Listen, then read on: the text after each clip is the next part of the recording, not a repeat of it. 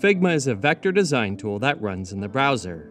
Use Figma to brainstorm ideas, iterate on designs, create prototypes, and get feedback at any stage of the creative process. In this beginner's course, we're going to take you through the key stages of designing an app in Figma, from the initial wireframes to an interactive prototype. We'll cover the basics and introduce more powerful features like auto layout, components, and prototyping. There's something for everyone, whether you're new to design or new to Figma. We won't cover all these features in depth, but we'll provide you with resources to continue your Figma education. Sign up for a free Figma account at figma.com. With the Figma account, you can create teams, shared workspaces, or you can collaborate on files and organize them in projects. Choose from a free starter team or a paid professional team. If you are a student or educator, you can get access to all of Figma's professional features for free. Visit figma.com/education/apply to verify your education account. Once you've created your team, you can invite members to collaborate. This will give them access to all the projects and files in your team. You can choose what level of access each team member has. Learn more about creating teams and inviting members by searching Teams in the Figma Help Center. We're pretty sure we've got the next million-dollar idea, a social media app for pets. We want some feedback on the general layout before we start exploring specific elements of our design. Wireframes are simplified designs that are devoid of any style, like color, type, or imagery. They allow us to map out user flows and explore different ways we structure our app without having to design any elements or add any content. We start our journey in the Figma editor. The canvas is the backdrop for all of your designs. It's where you'll add all the frames, shape, text, and images. There are no bounds to your creativity, but you should know that the canvas extends approximately 65,000 points in each direction. With the great expanse that is the canvas, we need something to put our designs in. Enter frames. Frames are the containers we place our shape, text, and image layers in. You can think of each frame in the canvas as a single screen of your design. The toolbar contains the tools we need for creating layers. Select the Frame tool in the toolbar. Frame presets in the sidebar on the right let us create frames with specific dimensions. We know that we're making a mobile app, so we'll select Google Pixel 2 XL from the presets. Two exciting things just happened. Figma added a frame to our canvas, and the sidebar on the left is no longer empty. Everything that we add to the canvas will also be added to the Layers panel. Let's right-click on this frame and name it to Home.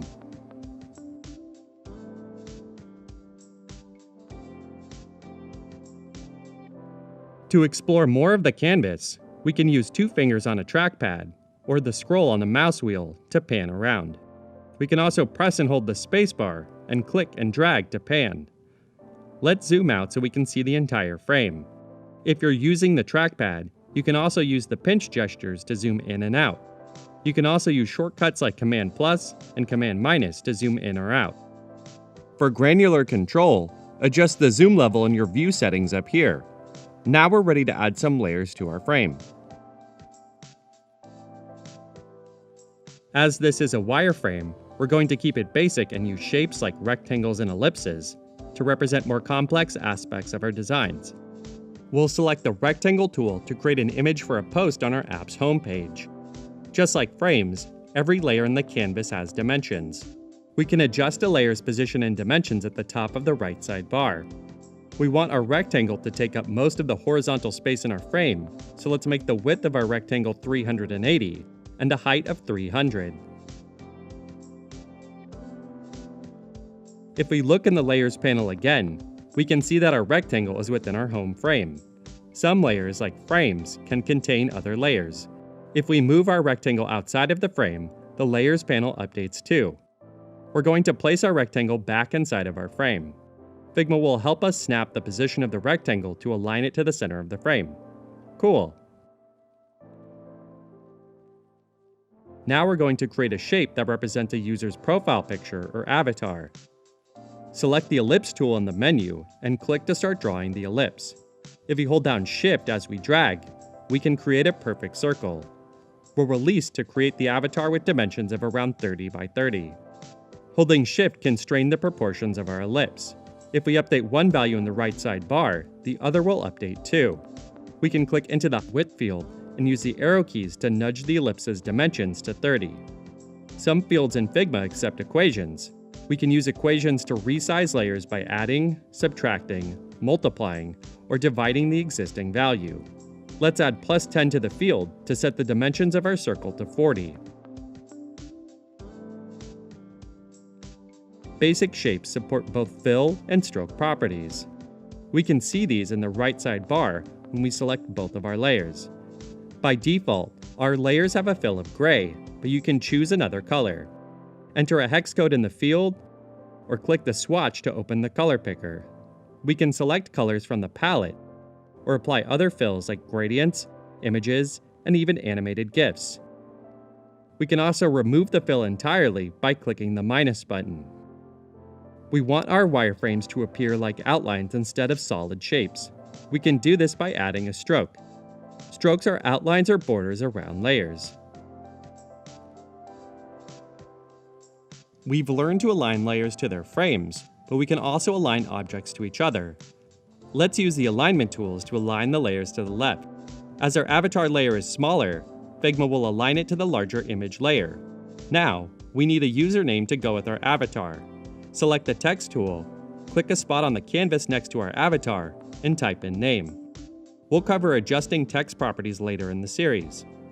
We want our text layer to align to the center of our avatar. Drag over multiple layers to select them all at once, and click Align Vertical Center. If we want to make small adjustments to a layer's position, we can use our arrow keys to nudge objects on the canvas. Looks good to me. Users will want to engage with each other by commenting, liking, and saving posts. Let's press R to select the rectangle tool and create some icons for these actions.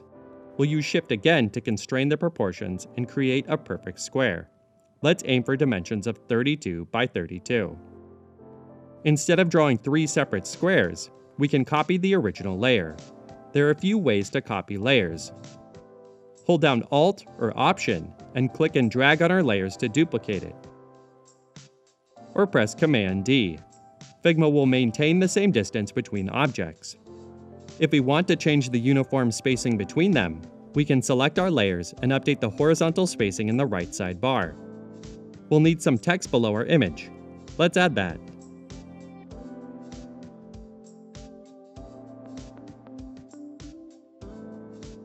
All these layers make up a single post. We want to be sure these objects stay together. There are 2 ways we can group layers. We can use the keyboard shortcut Command G to create a group out of these layers. Groups allow us to move a collection of layers around without having to select each individual layer. We can use groups or frames to organize our layers panel. While frames and groups look similarly in the layers panel, they are fundamentally different. Groups are the sum of their parts and have no properties of their own. We can use groups to organize our layers or apply properties to layers in bulk. Frames, on the other hand, can have their own dimensions and properties, some of which can affect the layers within them. We'll learn more about frames and their properties later in this series. From the right side bar, we can convert our group into a frame. Then, we'll copy this frame using the keyboard shortcut to create a second post for our feed. We'll move the other post below the other post in the frame.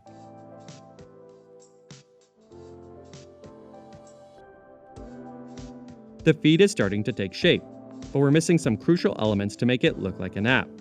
We need a status bar and a navigation menu to move between pages in our app. We could make these elements using shapes, or we could rely on components and libraries to speed up the process. Components are the building blocks of our designs. They can be basic UI elements like buttons or icons, or more elaborate compositions like toolbars and menus. Libraries are collections of components and styles. You can use libraries in Figma to create, share, and use components across your files. You might have heard of a design system. Design systems combine component libraries with standards and guidelines for implementing them in code. They're a single source of truth for designers and developers and help to create consistency at scale. Let's look for a component library in the Figma community. The Figma community is a space where creators can share resources in the form of design files and plugins. We're going to use this wireframe UI kit, so we'll duplicate the file and add it to our drafts. We could copy components from this file and paste them into our wireframes. We're going to publish these components to a library instead to make them available to our team. We'll open the file in the editor and click the arrow next to the file name and select Move to Project. As components can only be published in a team, we'll move this to a project in our team. Now, we can go to the same menu and select Publish Components and Styles. We can enter a description of our library and press Publish to share it to our team. Back in our original file, we can now access that library in the Assets panel of the left sidebar. Click the book icon to open the library's modal. Toggle the switch to enable the wireframe in our file. Let's resize the left sidebar. Hover over the edge until the cursor appears, then click and drag to resize. Okay, we need components to represent the status bar at the top of the screen and a floating action button, or FAB, at the bottom. This generic status bar is perfect. To add this component to our file, we can click on the component in the Assets panel and drag it onto the canvas. We'll position the status bar near the top of the frame and release to place. We'll align to the top and left. Let's repeat this process for the FAB and place it in the bottom and the right of the frame. Now we have copies of these components, known as instances. Instances are connected to the main component they originated from. If you make a change to the main component, Figma will also apply those changes to any instances. This saves you from having to manually update every instance when you want to change properties of your component. Our eventual application will need to adapt to different screen sizes. If we want to resize our frame now, our components don't change. We can make sure they respond to different frame sizes using constraints. At the moment, our constraints are set to the top and left by default. We want the status bar to take up the full width of the frame. So we'll keep the vertical constraints at top and set our horizontal constraints to left and right. We'll set the constraints for the FAB at the bottom and right. Now, when we resize our frame, the components will respond according to their constraints.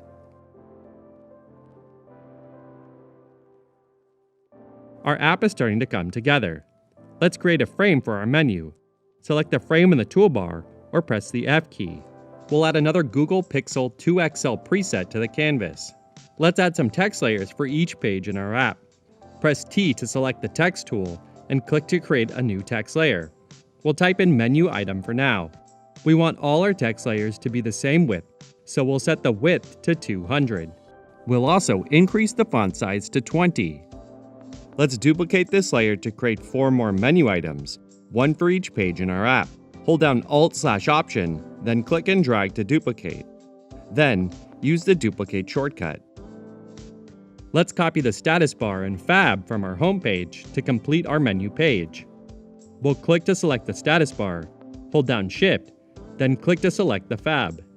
We'll then use the shortcut Command-C to copy them to our clipboard. Select our menu frame, and press Command-V to paste. Figma pastes them in the same position as this frame. Nice.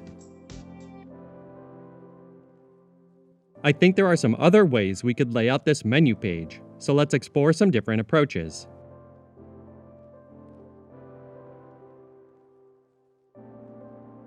Okay, we have a few designs here, but I'm not quite sure which approach to take. We could set up a design critique and schedule some time on the calendar, but I wonder if anyone on the team is around to help me choose. We'll click the Share button in the toolbar. As we've already invited everyone on our team, we don't have to invite them to every file. We'll click Copy Link and drop the link in our team channel. Our team has some existing sticky note components, which we love to use for feedback. I'll enable that library in this file while I'm waiting for our team to arrive. Our team members' avatars are showing up in the toolbar. To jump to their location on the canvas, we can click on their avatar to enter observation mode. It sounds like our team loved the simplicity of our first design, but thought that a back button would be better than our FAB. Someone suggested the menu could be underneath the rest of our content. I like that idea. Another person pointed out that the centered text makes it hard for users to scan quickly. That's a great point. It looks like fellow design intern Daniel is creating a new version of the menu, which incorporates some elements of each of our designs. This looks awesome, and everyone's on the same page. I'm glad we got some feedback on our wireframes before we invested in some higher fidelity designs. Now we know which direction to go in. We'll see you in our next video where we explore color, typography, and imagery.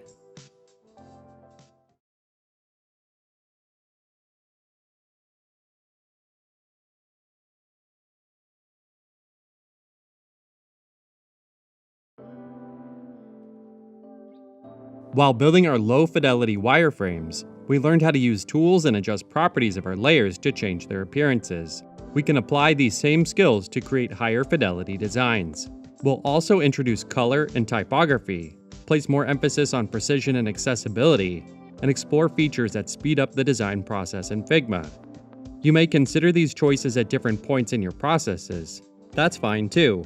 There isn't one journey or path to a finished design. In our previous video, we created some wireframes for our social media app for pets, Figma. To make it easier for our team to find our designs, we'll keep our explorations in the same file. Figma lets you create multiple pages, each with their own canvas. We can view and navigate pages in the Layers panel of the left sidebar. Click the plus icon to add a page, and give it a descriptive name. Let's start by building out the home page of our social media app. This is a feed that shows us posts from the pets we follow. We'll start in a similar way to our wireframing. Press F to select the Frame tool and choose the Google Pixel 2 XL preset. Then, press the R key and create a rectangle for the image of our post.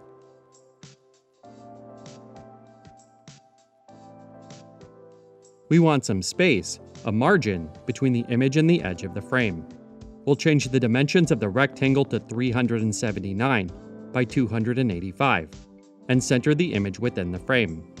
Because our frame is 411 points wide, this gives us a margin of 16 points on either side. We can check the margin by selecting the rectangle, holding down Alt or Option, and hovering the cursor over the frame. Figma will display the distance between the two. We can use this function to make sure our objects are laid out precisely. We can also use grids to quickly and consistently align layers. To enforce a grid system, select a frame and click the plus icon in the Layout Grid section of the right sidebar. We can click the grid icon to customize our grid size, or change the grid style to columns or rows. If you're using an 8-point grid system, you can also change the grid size to 8.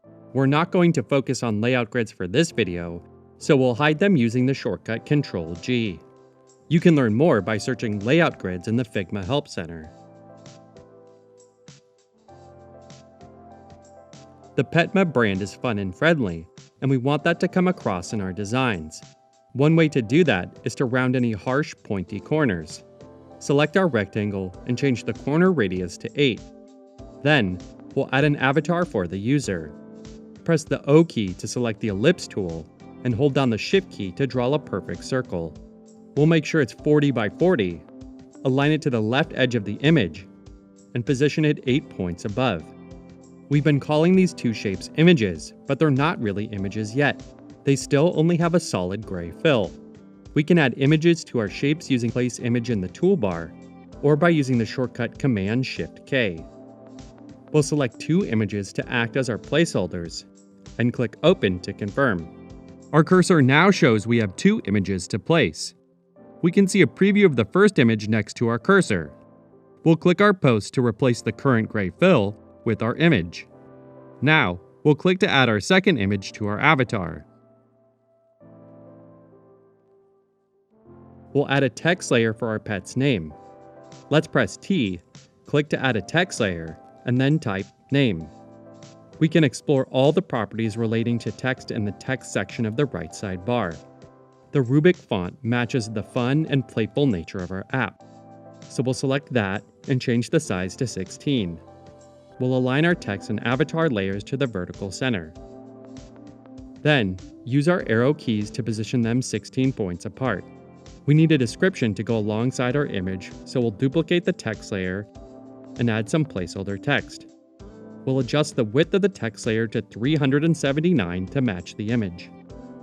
If we want to change the font, size, or weight of our text, we'll have to select them all before updating, or update them individually.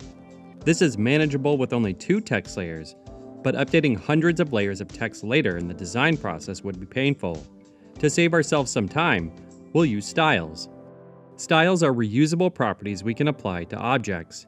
If we need to make changes to the style at a later point, every object using that style will also be updated. With our text layer selected, click the 4-dot style icon in the text section of the right sidebar. Then, click the plus icon to add a new style. We'll give it a name. And then click Create Style. Now if we view the text properties in the right sidebar, we can see our text style applied. We can apply the style to other layers too.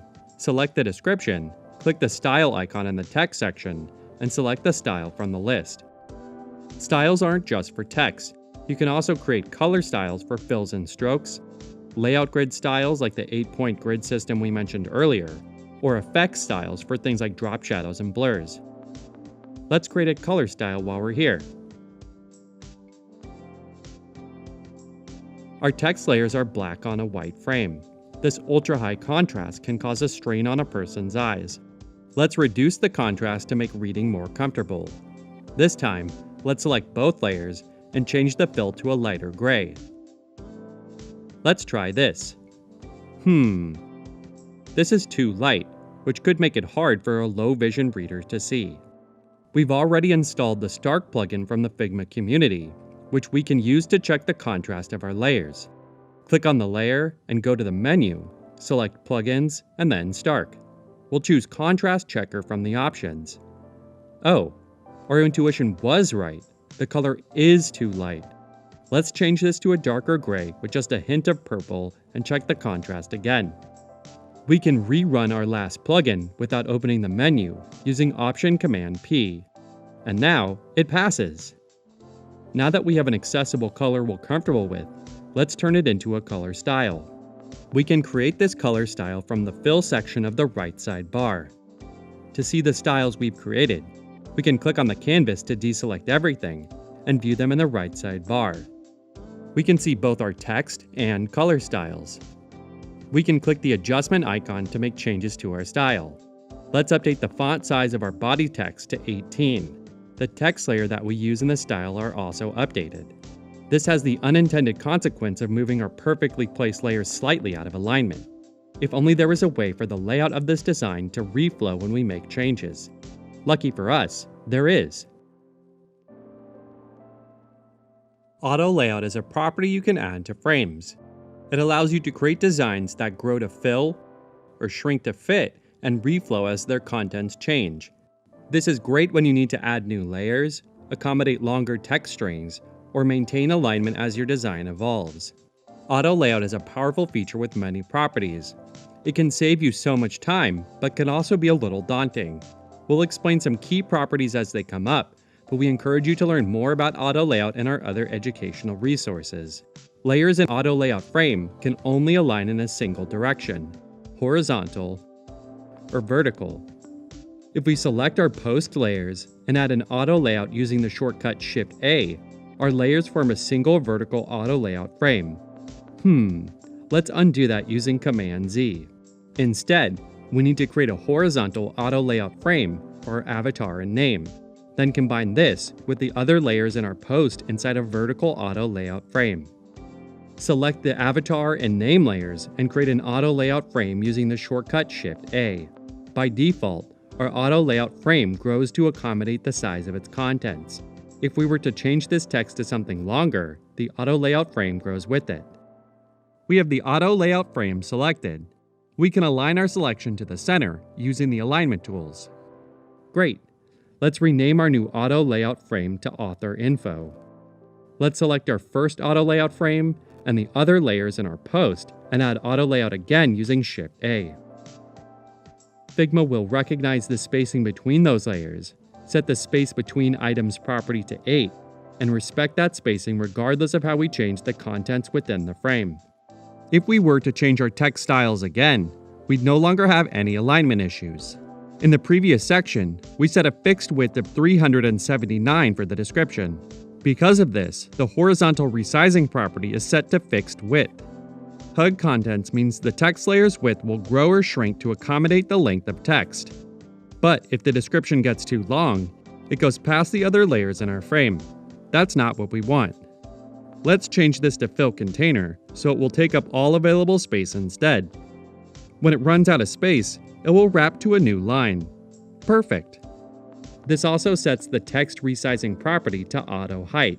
The final thing we want to do is to give our post more empty space around its outer edges. You may have heard of this concept as white space, negative space, or giving objects room to breathe. The way we achieve this is through the padding around items property. Let's add 16 points of padding around the items within our frame. Adding the padding shifted our frame a bit, so we'll just have to recenter it, and we're good to go. We know that our app's feed will have many posts from our users, so we need to make some copies of the post we've been creating. To make it easier to change aspects of our post in the future, we can turn this into a component. Before we do, let's give our layer some more descriptive names. Let's turn this into a component by selecting it and choose Create Component from the toolbar, or the shortcut Option-Command-K. We probably don't want our main components to live inside of our designs, so to make it easier for our team to find that component, we'll create a page for our components. In the Pages section of the Layers tab, click the plus icon and name the page Components. We can now move our components to the new page. Right-click on the main component and select Move to Page, Components. We can now access this component in the Assets panel of the left sidebar. Any components we create in this file are grouped under Local Components. Let's drag an instance of this component into our frame. Then we'll make a few copies.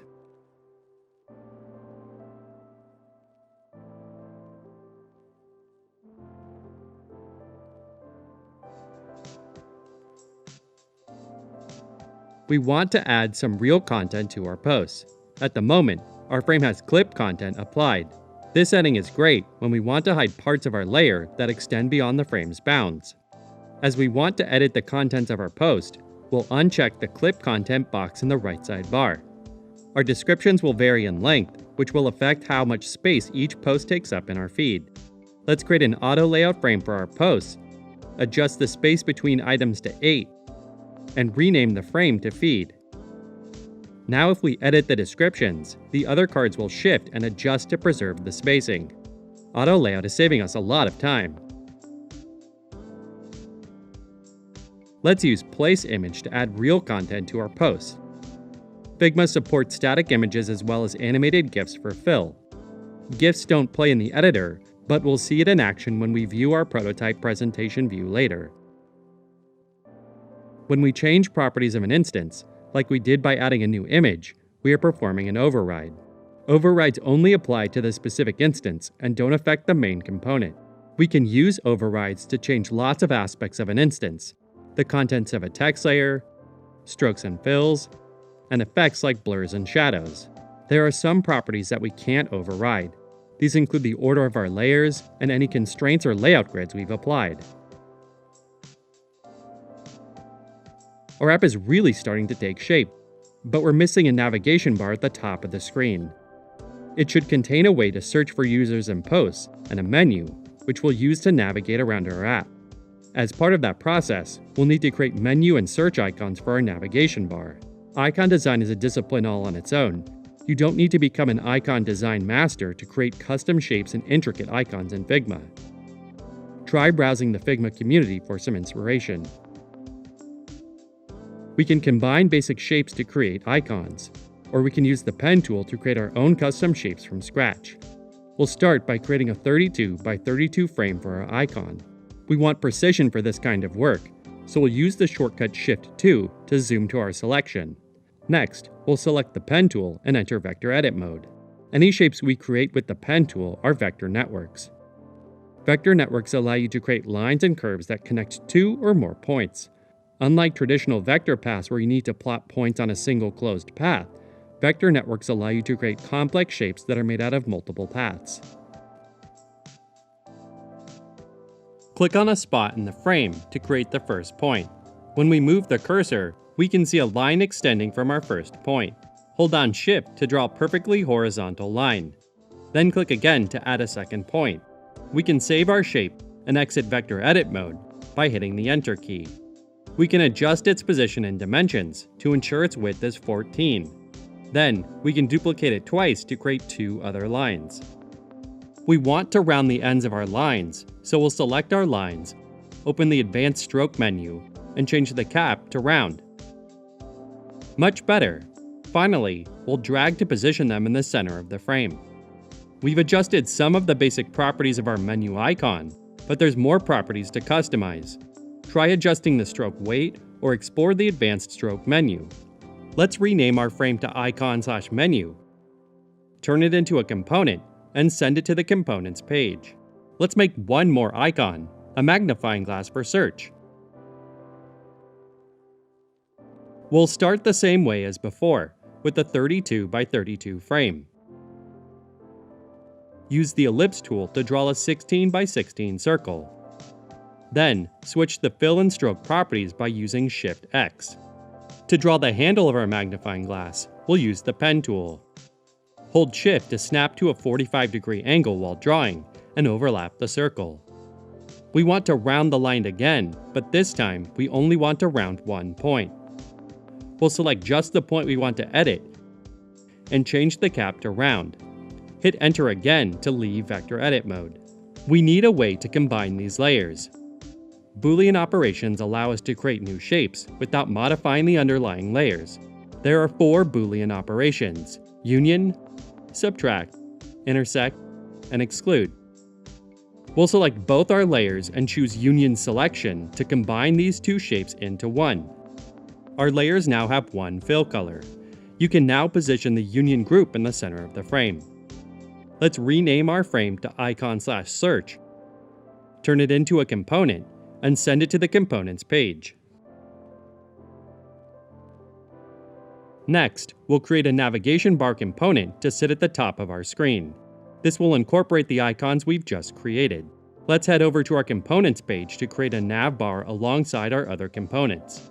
Our nav bar will take up the full width of the screen, so let's create a frame that's 411 by 80. Now, we'll grab some icons. Open the Assets tab, drag in an instance of our menu, and place it on the left side of the frame. We'll make sure it's 8 points from the left and bottom. We'll repeat this for the search icon on the right side. For this icon, we'll need to change the horizontal constraints to right. We need to add a logo and a status bar to our navigation bar. To save you some time, and through the magic of video editing, we'll use some components we've created earlier. We'll grab the Petma logo from the Assets panel and drop it in the center of our frame. We'll set the horizontal constraints to center. Then, create an instance of the status bar, place it at the top, and set the constraints to left and right. Let's rename this to navbar and turn it into a component. If we return to our design page, we can now drag in an instance of our navbar component and place it at the top of the page. Then reposition the feed just below that.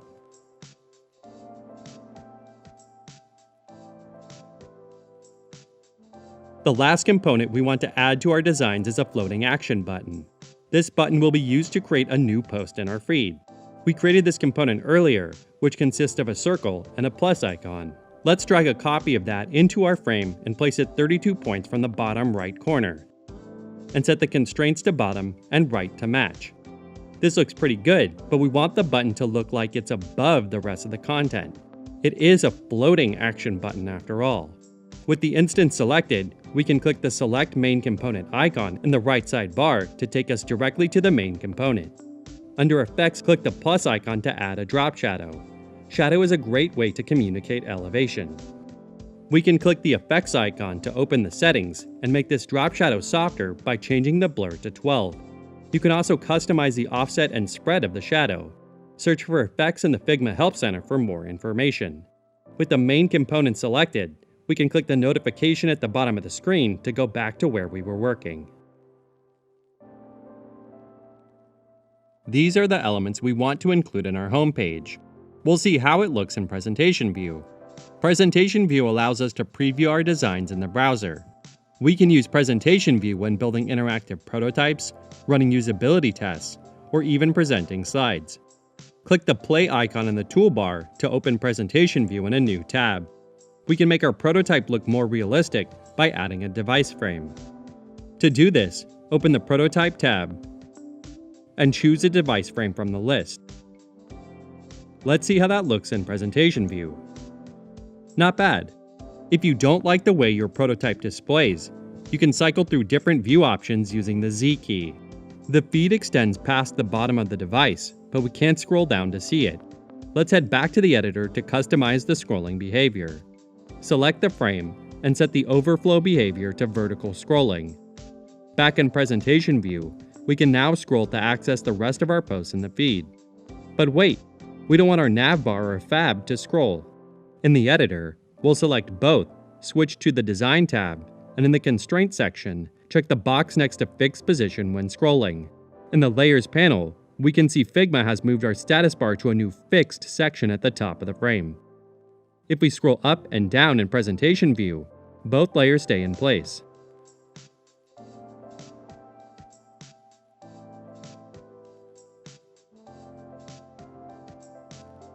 Wow, we've covered a lot of features in this video. If you got confused along the way or have any questions, don't worry. Figma's Help Center has hundreds of helpful resources to explore. When we check back again, we're going to create an interactive prototype, share it with our team, and incorporate their feedback into our final designs.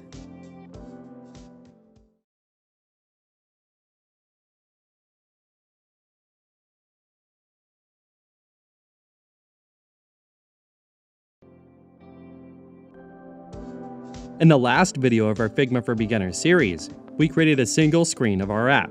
To save time, we built out the other screens in our application, including a menu, profile, and interface for searching the app. Let's create an interactive prototype to put it all together. Prototypes are a great way for us to visualize how our final app will look. They let us define pathways, explore interactions, and test out ideas before we invest in building the real thing. We can create multiple prototypes within a file and keep them organized on different pages. Let's duplicate the page of our existing designs to get started. Click on the Prototype tab in the right side bar to switch to prototype mode. Here, we create connections between frames so users can navigate the prototype like a real application.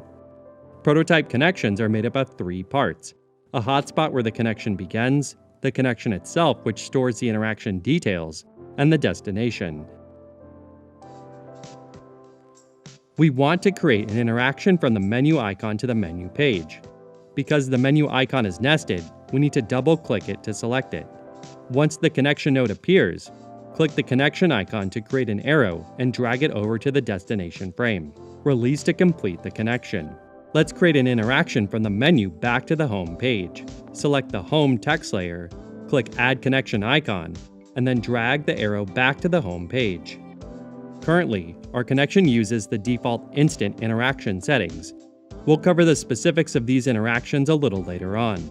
Let's see how our prototype looks so far. Click the Present icon to open it in Presentation View. At the bottom of the page, we can see we only have 2 frames in our prototype instead of all 4.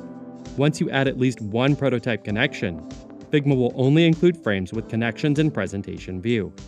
If we click on the menu icon, Figma switches to the menu frame. If we click the Home option in the menu, it switches back to the home page. Great! Now that we have the basic mechanics working, we can customize the interaction. Back in the editor, we can view other aspects of the connection in the Interaction Details menu. Here, we can select a trigger for the transition, like a tap, click, or hover, as well as the action and destination. We want users to be able to access the menu from a few places in the app, so this interaction needs to feel accessible. With the default instant animation, we lose the context of where we were in the app and how we got there. Animations guide users through flows and communicate relationships between different parts of our application. There's a few ways we could tackle this problem in Figma. We could create an overlay that makes the menu appear above our other screens, or we could use Smart Animate to reveal the menu when you drag the current screen to the right. Both approaches make our menu feel easily accessible and establishes a hierarchy that positions the menu on a different level than our other screens. This also allows us to explore some of Figma's super cool prototyping features, but they take us well off the beginner's path. To explore more, search Overlays or Smart Animate in the Figma Help Center for more information. Move In animates the menu so that it appears over the top of our existing screen. We're being shown some more information, but we don't feel like we've moved to a new location. This feels like a good fit. There are some other animation types you can explore, so give them a try. The menu icon is on the left side of our screen, so our menu should move in from the left. Click the right arrow from the Interaction Details panel to set the direction. We can also set the duration to control the speed of the transition, and use easing to make the animation feel less robotic. We won't explore these settings now, but you can learn more by searching for easing in the Figma Help Center. When we return back to the home frame, the animation should be the reverse. We'll select Move Out and choose the left pointing arrow to move the menu back out. Now we have our first set of interactions. We can access the menu from both the search and profile screens, so let's create those interactions next. The Interaction Details menu shows our last animation settings. Let's update these to match the interaction. We'll repeat this process for the profile screen. We don't need to update the animation as Figma has applied the most recent one again. We'll need to create the interactions going back from the menu to the profile page, updating the animation to match. We can only access search from the home screen. We'll create a connection from the search icon that opens the search page. We'll use the push animation to make it feel like we are moving laterally between these two screens. Tapping Cancel should take us back to the home page. We'll create a connection with the push animation that moves in that direction. Now that we have a working prototype, we're ready to get some feedback from our other members of the team. We can invite them to the prototype itself. We can share our prototype with our team by sending them a link. Click the Share button in the toolbar. We'll update the link sharing settings from only people invited to the file to anyone with the link and set to Can View. Perfect. Now we can click Copy Link and share this with our team. Our team avatars will show up in the toolbar as they join. We can click on someone's avatar to observe their actions as they move through the prototype. Observation mode is great when you're running a usability test. Anyone can add feedback, suggestions, or questions to prototypes using comments. Click the comment icon to access the comment tool. Now we can click on a spot in the prototype to share our thoughts. It looks like Jenny added some questions around the other pages listed in the menu. She's also pointed out that there's no way to interact with posts on the feed. Ryan made a great observation that we're missing a back icon on the menu page, which might make it easier for users to dismiss the menu. Stella loves this photo of Yuna. If we switch back to the editor and press C to select the comment tool, we can see the comments our team made on the prototype on our frames. This allows us to collect feedback in one place, incorporate advice, and resolve any outstanding comments. As Jenny mentioned, we want a way for our users to interact with our posts. Let's add some icons to allow users to like, comment, and bookmark posts. Let's go to the Components page. Here's some components we created earlier. We've placed them in a horizontal auto layout frame and made them into a component. We can then place an instance of this component inside of our post component. When we switch back to our prototype, we can see the changes we made to the main component reflected in our instances. And because we built our feed using auto layout, our posts have adjusted accordingly. We'll finish up by incorporating Ryan's feedback. We'll drag a back icon from the Assets panel into our menu frame. We'll then switch to the Prototype tab and add an interaction to this icon. We'll also update the action to back. Users can access the menu from any page. The back action allows us to automatically return users to the previous page without having to create separate connections. We did it!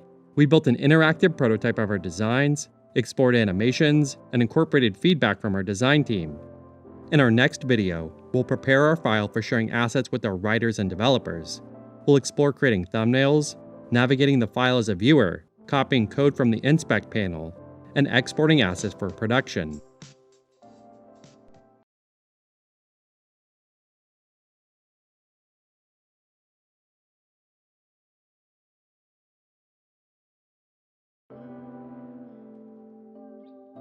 Design is a collaborative process that involves stakeholders and collaborators across your company.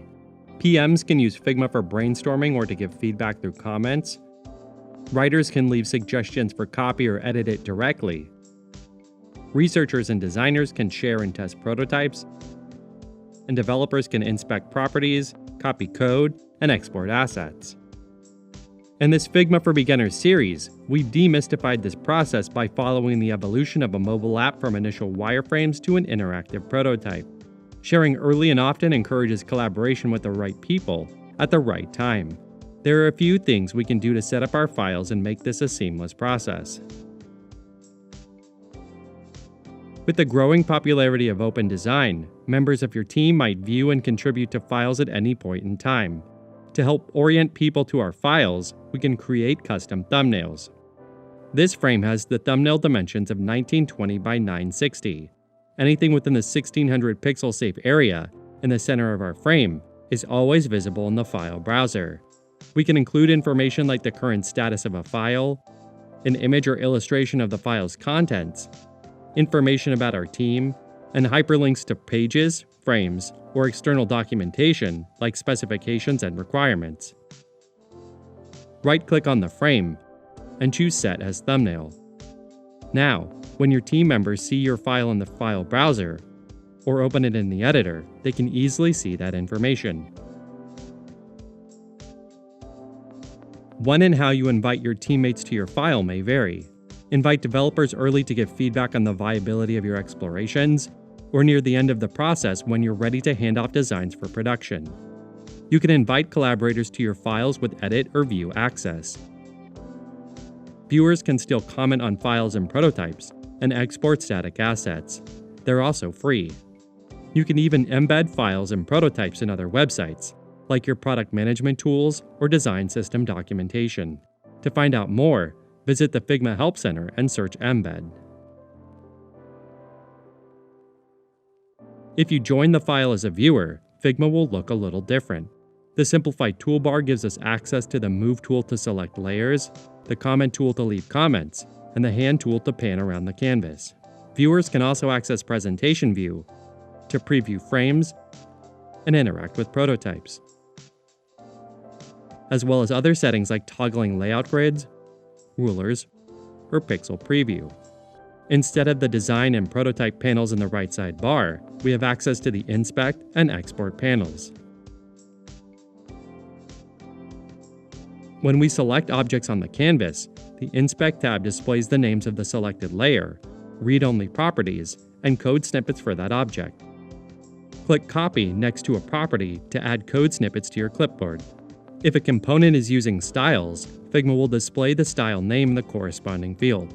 This is useful if you want to use semantic naming that matches your production code. If you've added descriptions to your component or links to documentation, you can see them in the Inspect panel when you select an instance. Viewers can also export assets. As a developer, we want to export these icons for development. We can select the icon, go to the Export tab, and click the plus icon to add a new export setting. Figma will create a default export setting of 1x PNG. Your designs aren't set to a specific resolution. You can change the size of the export using the multiplier. If you want to export assets at multiple resolutions, you can add another export setting. You can also change the export format. Figma supports exports in PNG, PDF, JPEG, and SVG. We'll change this to SVG and click Export to download a copy of this icon. If you want to share files with viewers, but prevent them from copying frames from the canvas or using Figma's export function, you can disable the setting in the Share modal. To learn more, search Exports in the Figma Help Center.